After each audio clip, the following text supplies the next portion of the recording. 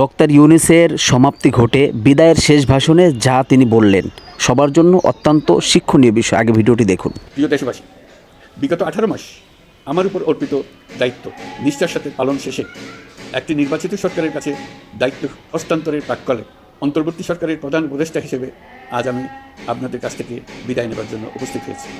আজ বিদায়ের দিনে 5ই আগস্টের কথা স্মরণ করে আপনাদের কিছু কথা বলব। কী মহামুক্তির দিন ছিল সেদিন, সে কী আনন্দের দিন। বাংলাদেশিরা দেশে বিদেশে যে যেখানে ছিল আনন্দের চোখের পানি ফেলেছিল। দৈত্যের গ্রাস থেকে তরুণ ছাত্রছাত্রীরা দেশকে বের করে এনেছে, দেশ মুক্ত হয়েছে। কিন্তু দেশ সম্পূর্ণ অচল। এই অচল দেশটিকে কীভাবে সচল করা যাবে সেটা ছিল সবার মনে।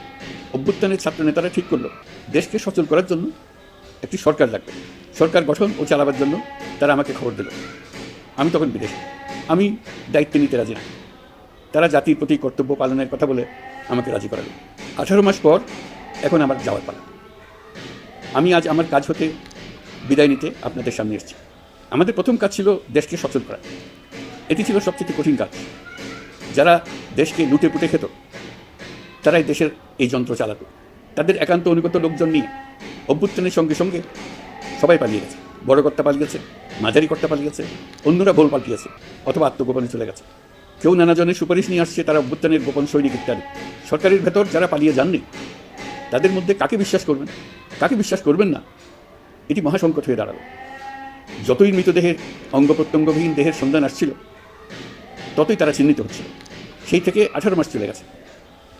অবশেষে 12ই ফেব্রুয়ারি আসলো। 1.5 যুগ পরে দেশে একটি জাতীয় নির্বাচন এবং ব্যাপক সাংবিধানিক পরিবর্তনের জন্য সর্বসম্মত জুলাই সনদের উপর গণভোট অনুষ্ঠান হলো। এই নির্বাচনে উৎসবমুখর পরিবেশ, দেশের সর্বত্র একটা ঈদের পরিবেশ ছিল যা আমাদের ইতিহাসে স্মরণীয় হয়ে থাকবে। এই প্রতিদ্বন্দ্বিতামূলক নির্বাচনে যারা জয়ী হয়েছেন তাদের আমি অভিনন্দন জানাচ্ছি। যারা পরাজিত হয়েছেন তাদেরকেও আমি অভিনন্দন জানাচ্ছি। আর যেটি হলো গণতন্ত্রের সৌন্দর্য। যারা জয়ী হয়েছেন তারা মোট ভোটের প্রায় অর্ধেক পেয়েছেন। যারা জয়ী হতে পারেননি তারাও মোট ভোটের অর্ধেক পেয়েছেন। যারা জয়ী হতে পারেননি তারা এই জেনে আশ্বস্ত হবেন যে প্রায় অর্ধেক ভোটার আপনাদের উপর আস্থা রেখেছে। আগামী দিন নতুন সরকার দায়িত্ব গ্রহণ করবে। এর মাধ্যমে আমাদের 18 মাসের দায়িত্বের সমাপ্তি হবে।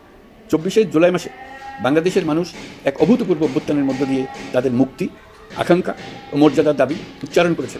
সেই সময় দেশ একটি গভীর রাজনৈতিক, অর্থনৈতিক, প্রাতিষ্ঠানিক ও মানবিক সংকটে নিপতিত ছিল। রাষ্ট্রযন্ত্রের উপর মানুষ আস্থা হারিয়ে ফেলেছিল। গণতন্ত্র হয়েছিল দুলিশা, ভবিষ্যৎ ছিল অনিশ্চিত।